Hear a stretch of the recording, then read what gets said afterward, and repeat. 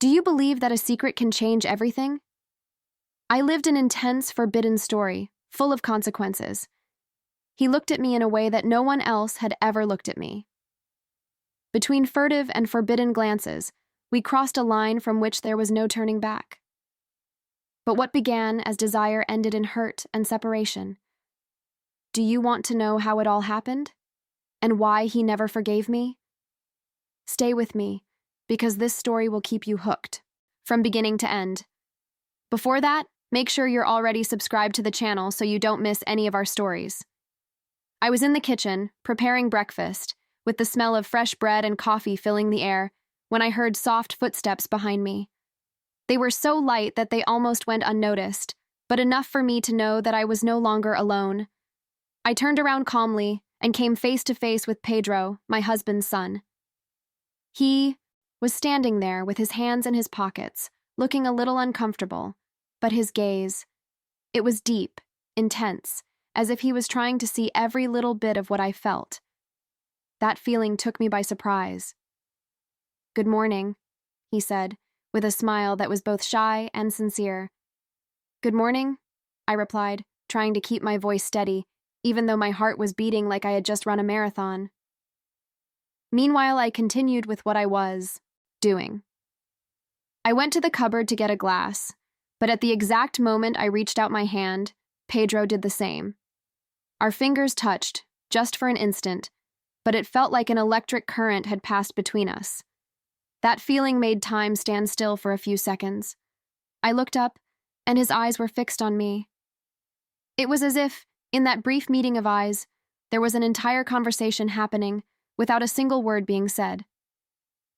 The silence was almost palpable, charged with something I couldn't explain. "Is everything okay?" he asked, his voice low, but without looking away. "Yes, of course," I answered quickly, forcing a smile as I took a small step back. On the outside, everything seemed normal. Inside, my heart felt like it had turned into a drum. I knew deep down that that moment, that simple touch, was not just a coincidence. It was the beginning of something that had the power to turn my life upside down. When I returned from a long work trip, all I wanted was to rest and get back to my routine. Little did I know that that return would mark the beginning of a change that would turn my life upside down. As soon as I walked into the house, exhausted, I came across Pedro, sitting casually on the sofa in the living room. He had just moved in with us, and although he was only a few years younger than me, this closeness in age made everything even more complicated. At family dinner that night, something unexpected happened. Amidst laughter and trivial conversation, our eyes met more times than I could justify as coincidence. Each exchange of glances seemed to carry a silent, almost palpable tension, as if something was being said without words. As the days went by, I began to realize how much Pedro and I had in common. Our conversations flowed with a frightening ease. Music, movies, dreams of traveling. These were small moments that became the highlight of my days. While João, my husband, immersed himself in work and spent more time away from home, Pedro and I found ourselves alone often. I will never forget the first accidental touch. We were in the kitchen, and as I turned quickly, my arm brushed against his. It was something so subtle, but the effect was devastating. A shiver ran down my spine, as if an electric shock had passed through me. Pedro noticed. He smiled, that slight smile, but full of meaning, while I tried to act as if nothing had happened. Things began to change more clearly when the messages between us, initially innocent, began to take on a different tone. They were small insinuations, jokes that were on the border between acceptable and unspeakable. I tried to rationalize, but even so, my mind was already taken over by him. At night, even next to João, it was Pedro who inhabited my thoughts. The guilt was like a constant weight, but at the same time, the feeling of being alive again was impossible to ignore. Every moment seemed to push us towards something inevitable, something that I knew shouldn't happen, but that became harder to avoid every day. One day, unable to contain the whirlwind of feelings inside me, I made an impulsive decision. I told João that I needed to go shopping, But in reality, my destination was different. I went to meet Pedro in a quiet park, away from the gaze of anyone who might recognize us. My heart was beating wildly as I walked toward him, and when I saw him, the intensity of what I felt was overwhelming. Without exchanging many words, our gazes said it all. And then it happened.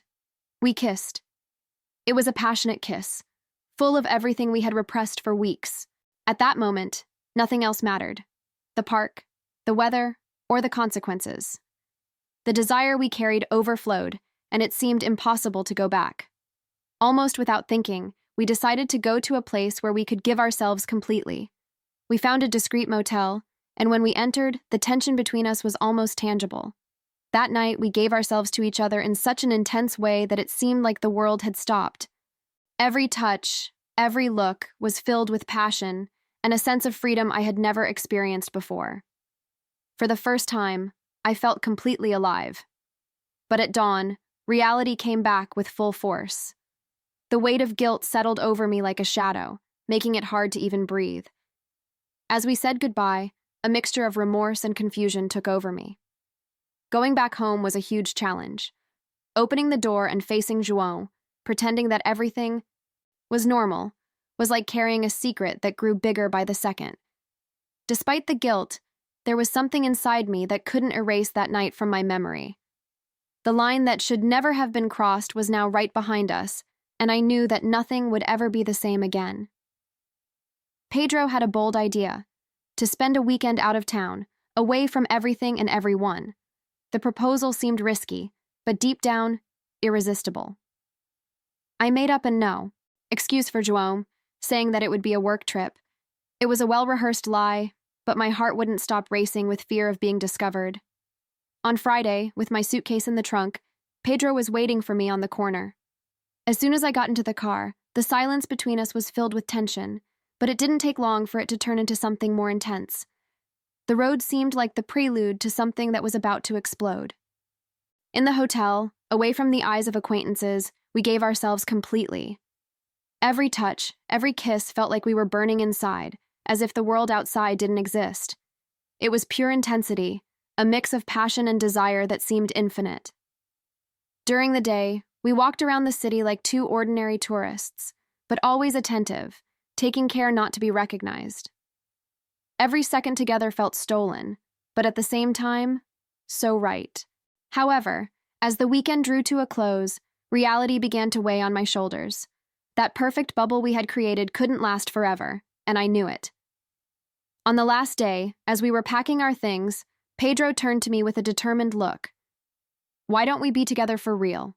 he asked, his voice full of emotion, but also urgency. I was speechless. That question hung in the air like a weight I didn't know how to carry. It wasn't an easy decision. We were playing with fire, and I knew that if we crossed that line again, the consequences would be inevitable.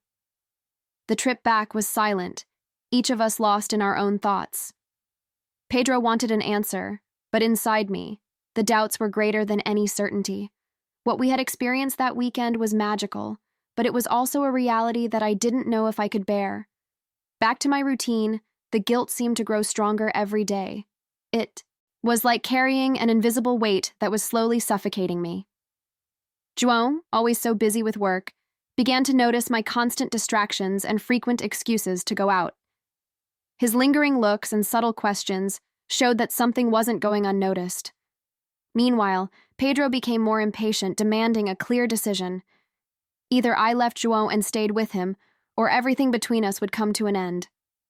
I was completely torn.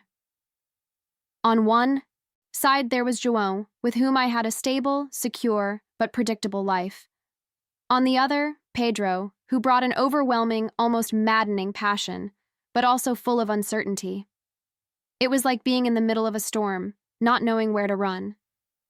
In the end, I chose to stay with Pedro, in secret. I thought I could keep up appearances with João and still experience the intense moments I had with Pedro. But I soon realized that he was not happy with this decision. Pedro began to pull away, becoming colder and more distant with each meeting. It seemed that he was also dealing with his own dilemma, torn between his desire for me and the frustration of living something incomplete.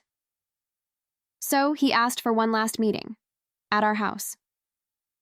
The idea made me nervous, but at the same time, I felt that I needed to end it somehow. I reluctantly agreed, although a part of me knew that something about that meeting could change everything forever. As I tidied up the house, with each tick of the clock, my heart raced. I didn't know what to expect from this last chapter, but I knew that whatever happened, there would be no going back. That night, the silence in the house was almost deafening. João was away on another business trip, and everything seemed safe. Pedro arrived punctually, bringing with him that mix of tension and desire that always hovered between us. As soon as he entered, we kissed with the urgency of someone who knew that time was short. But suddenly, the sound of footsteps in the hallway froze the moment. My heart almost stopped. The kitchen door opened slowly, and there was João. He looked at us with an expression that I will never forget. Shock, pain, and a contained anger that seemed to boil just below the surface. "You two, what are you doing?" he asked, incredulous, as if the words were difficult to come out. My throat went dry. I tried to say something, anything that could ease that moment, but the words simply wouldn't come. João silenced me with a gesture, his hand raised in a firm, almost imperious movement. "I trusted you," he said, his voice low, but filled with a hurt so deep that it echoed through the room like a scream. The weight of that sentence crushed me. There were no excuses, enough to erase what he had just witnessed. The look of betrayal in João's eyes was like a blade, cutting through any illusions I might still have about saving what we had. That moment changed everything. Pedro, who had seemed so confident until then, didn't say a word. He simply looked at me, and in that look there was a mixture of frustration and disillusionment. He left shortly after, and we never saw each other in the same way again. That night marked the end of everything. João was never able to forgive my betrayal, and Pedro also walked away, unable to deal with the secret we had carried together. Since then, João's look at that moment has haunted me, like a constant reminder of what was lost forever. Today, I sit alone with my thoughts, reflecting on the path I chose and the lives that were marked by my decisions. What once seemed like an uncontrollable flame of passion and desire turned out to be a devastating fire, leaving ruins in place of everything I knew. That last night still lives in me like a ghost. João's look, full of pain and betrayal, is etched in my memory like a scar that will never fade. Pedro, in turn, became a closed chapter, but a chapter that still weighs on my heart. What seemed so irresistible at the time now seems like a selfish and destructive choice. Now, I spend my days trying to rebuild something inside me, looking for a fragment of peace amidst the rubble of what I destroyed. It's hard not to think about the consequences, the hurt love, the broken trust, and the emptiness that was left. Still, I maintain a small hope. A hope that, one day, I will be able to forgive myself and learn to live with the weight of my choices. That, somehow, life will allow me to find redemption, even if only within myself. After all, mistakes are part of who we are, but it is how we learn to move forward that defines who we become. So, did you like this story? I hope it left you as breathless as I was remembering every detail. If you want to continue in this mood, I have another video that will stir your imagination even more. Click now to watch and discover all the secrets. See you there, or will you resist?